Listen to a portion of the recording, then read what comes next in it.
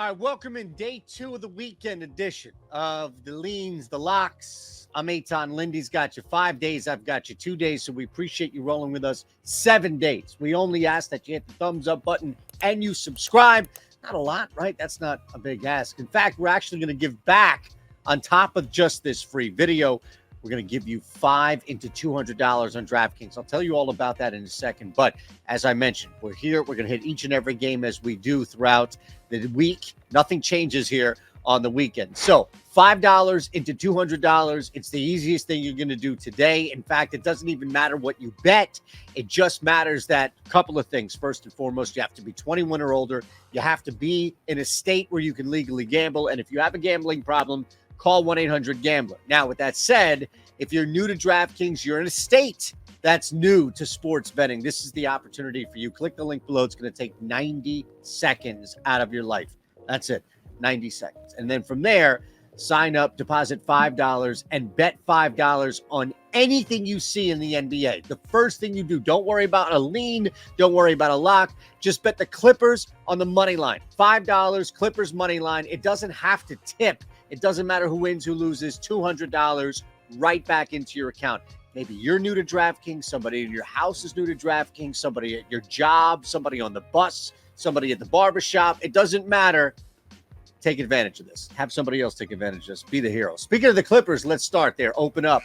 Everybody seems to be healthy here, right? Like this seems to be all, Christian Wood outside of that. But for the Clippers, at least, you have all hands on deck. And I think that LA is still trying to figure this thing out to a beat a good team level, not to we can just show up and beat anybody in the bottom in the doldrums level.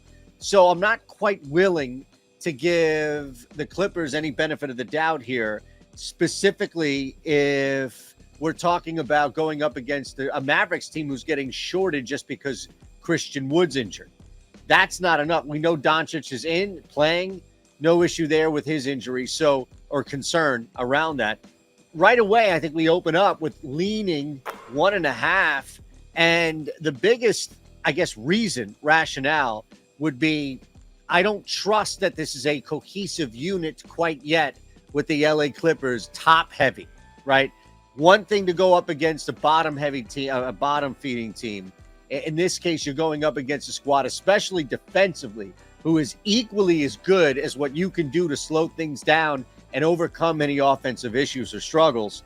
So from a pacing standpoint, this is a tough matchup overall for the Clippers. Mavs getting shorted at 1.5. Why? Because of Wood? All right, we'll deal with that. Let's move to Miami. Heat. This one we're going to lock in, and it's going to be a total here. But you look at this spread when we're doing this, and again, we always welcome the chat. You can let us know what's going on. Doesn't matter as long as YouTube allows it, I allow it. That's fine here. You can make fun of me all you want. Again, if you pass the filter, you're good. But you let us know if there's another lean, if there's something else you're looking at. But the 7 was just a little too much. I do expect a little bounce back from New Orleans, but I also just look at this total at 222.5, just north of a number I want to be on, and think with Miami at home, better chance that they can control game flow.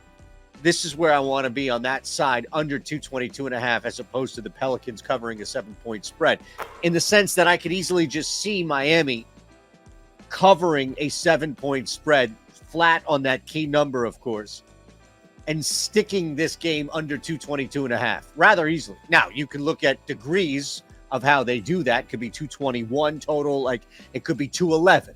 But I'm saying is, I feel based on how I'm looking at this, and based on even with some expectation of the Pelicans bouncing back, this is going to be a matter of the Heat controlling more and going under 222.5. All right.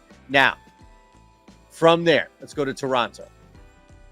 This one, we talked about this team on Friday night. And if you were part of the 5-5, then congratulations, because Pascal Siakam, as far as the leading point scorer in that game, cashed at over 3 to, I think it was plus 350, whatever it was. But here comes Toronto once again. And this is where I think it gets a little frustrating for a team that's now suffered their third straight loss at home, mind you, this latest, right? And then here come the Knicks in town, who I think are like team underachievement, and then all of a sudden will just come, turn around and have one of those games. I just, looking at injury, Mitchell Robinson aside, the New York Knicks, it's kind of the opposite of what I was talking about with the Clippers, where it's not that big of a fix or adjustment with RJ Barrett coming back. It's just a matter of, can Julius Randle knock down shots? I don't think the Knicks are struggling to reinsert RJ Barrett or Julius Randle around that, maybe for a game or two, but not overall here. So the Knicks in this spot, and maybe it's the short line. You like the money line, that's fine. I'll take the 2 points here. But I think laying 2 for Toronto in a snap out of the funk bounce back spot, where you are looking at a team that's kind of constantly dealing with injury. And OG's out, but that was a short-lived expectation there. And Precious was fine from a number standpoint. It's just a matter of, lack of depth. So this team is getting shorted at home because they've lost 3 straight, because Van Vliet missed Saturday night. Sorry, got my days mixed up because of the Eagles. The depth has been a problem there, right? Van Vliet being out is a problem there for sure. On Saturday night, major problem. But, afternoon technically. But, you have that little bit of a stretch. You're not traveling. You get that extra time. And if Van Vliet plays through this rib injury, then all of a sudden laying 2 isn't that big of an ask, where if he's out and you still have OG, who we know is going to be out, all of a sudden now that would probably dip to like +1, or at least down to a pick'em. So I'm fine here with getting ahead of any type of anticipation of injury. And again, this could simply be a matter of the Raptors playing a Knicks team who have moments of underachievement, to where even if Van Vliet, OG are out, it's not going to really be a big deal. So you kind of look at that way as kind of the other opportunity, I guess, to bet on the same line, which is, all right, you're either getting ahead of injury news, or you feel better about missing out on any injury stuff because you realize the Knicks have opportunities where they give up these moments of just ineptitude. And Toronto is just good enough to where they can take advantage of that at home, mind you, despite losers of 3 straight. So we lean Toronto -2. Let's head to this Suns game. Now, we know, of course, about injuries here for Phoenix. They come off a leg on Saturday against the Pacers. So what are you truly gleaning the cube here from a lineup that lacked everybody, and probably will lack some big names moving forward into this game? Can't imagine that it was a matter of saving up for just one night, but at the same time, the Suns are also not just like a day away from returning to championship form, even if it was. So we've got a squad here in Phoenix that still, and we saw a little bit of this against the Pacers, who, again, -1 big name has hurt them significantly because he's basically their heart. But you look at this Grizzlies team that comes to town, and all of a sudden, Memphis defensively, Phoenix struggling to score. I think the under is the best play here. I think the under, targeting the under, where Memphis is recognized. Look, even if Memphis loses, as we saw with Cleveland at home to Golden State, losing, and people are fading injuries left and right. And I'm not necessarily willing to do that to this extent. I think you have an opportunity with this one game where even if Memphis does slip, they're not getting blown out 130 to 128. Memphis is just struggling to score. Memphis is laying a colossal egg. Maybe Memphis is pulling some starters early. Whatever the case may be, it should not equate to a super high scoring event for them. And I think the same would be applied here to Phoenix, to where they could win 100-88, and it's just a really disappointing night for the Memphis Grizzlies. Part of that, maybe a small percentage of that, is the defensive effort from the Suns. Suns, a couple of players, but mostly you're just looking at it like, if Memphis does lose, which is a possibility, what are the sub possibilities? Well, they get blown out in a high scoring or low scoring game. I don't know how they get blown out in a track meet, but stranger things have happened. I'm just not willing to bet it. We'll lean under here. Speaking of the under, I'm sure it will come back, but let's keep it moving in Denver. I was tempted to look at this total, but instead we're just going to take Oklahoma City +6 on the road. Short line for a reason, as we know that Denver is dealing with a lot of questions right now, a lot of ups and downs right now. Everybody is just questionable, including Jokic. So what are we really taking away from this anticipation? That these guys play and the line moves, like everybody plays against the Thunder, and the line moves to 9 and we get burned. Well, I think we've seen enough times to where guys are either out that are questionable or play and it moves the line drastically and we turn around. And look, it seems to be isolated to this year, or maybe it's just the stretch to where it turns around, it just doesn't even matter. Golden State, Cleveland, the latest of these examples where just betting against line movement has seemed to be profitable, but even still not 100%. So we'll see if, in fact, all of these guys play.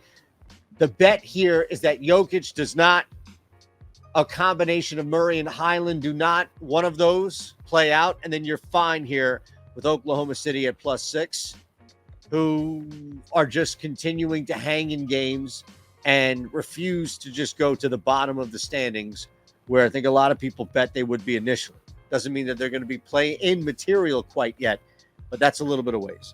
So we'll lean Thunder +6 with anticipation that it doesn't move a ton with some injury news. In fact, it's the Thunder in town, so Denver may sit everybody. In that case, this line's going to dip, and you're looking great. All right, let's lock in another play here. Warriors. Just looking at this game from the spread, you've got a 6.5-point line.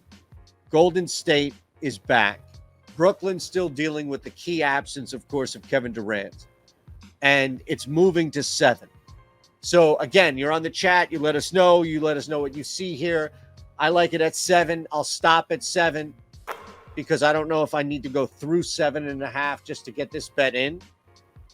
But at 6.5, I absolutely loved it here for the show. At 7, I think we're even better shape. 6.5, you're in better shape. 7, you're okay. Sorry, I misspoke, but wanted to clarify there. I love the Warriors here, and 7's where we'll stop. There's an issue with it's just broken without Kevin Durant, and that's just the whole of it. And Golden State has had so many issues with injury and struggles on the road. And we've talked about this in some profitable nights with Golden State specifically, or a leg in a parlay with Golden State specifically, where they're just not good unless they're physically sitting guys. And even then we just saw, but they're just not good enough to take anybody lightly. I don't think they look at this Brooklyn Nets team, especially with Kyrie, and thinking like, all right, we're going to take this squad lightly because they don't have Kevin Durant. The Warriors aren't taking anybody lightly or not taking anyone lightly. The Warriors are just trying to get a groove that they haven't really had consistently. So that's where I think you have to look at a betting opportunity and say, all right, well, this is about not sending a message to Brooklyn, but reassuring yourself that you're back in the right track, the right trajectory. And I think at 7, 6.5, if you can still get that, absolutely load up with the Golden State Warriors. All right, last one, 238.5. It's climbing a little bit. I don't mind. You want to wait? Again, you hit me up in the chat. Let me know. I'm at 239. Depending on where you're looking, again, shop, and maybe it does climb a little more before there's buyback. But Lakers get the night off Saturday. They come back after a big one on Friday night. And here you have the Blazers, where they're heavy favorites Nobody's hurt. Nobody's banged up. You're good to go. But you're on the verge, I think, of losing now. Forget about it just being your third straight. You're on the verge. Losing to the Lakers here would just send a really bad message now to where it's like, all right, this is it. You're not competing in division. You're struggling in conference. All of the Dame stuff comes back. You know, LeBron comes to town now all of a sudden, and you've got stardom, assuming that LeBron is playing, of course, which we are. You've got stardom out there, and you're losing, and then all of a sudden you get this crap happening around you, and all of a sudden these conversations are amplified by not just local but national. And that's not a bettable piece of criteria or data or metric. It's just the Portland Trailblazers are at serious risk right now, I think, of caving inside.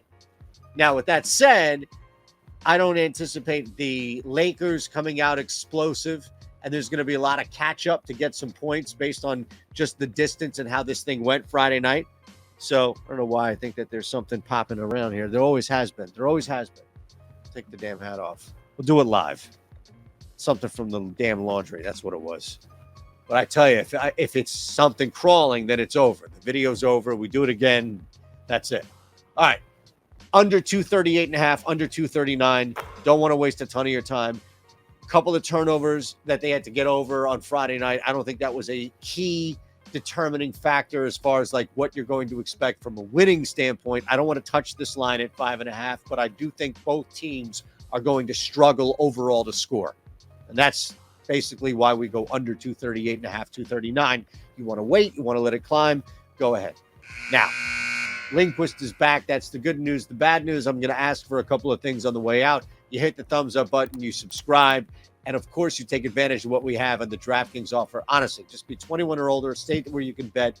You have a gambling problem, call 1-800-GAMBLER. $5 into 200 instantly. You don't even need to wait for anything to happen. All right? Now, we'll see you. Enjoy your week.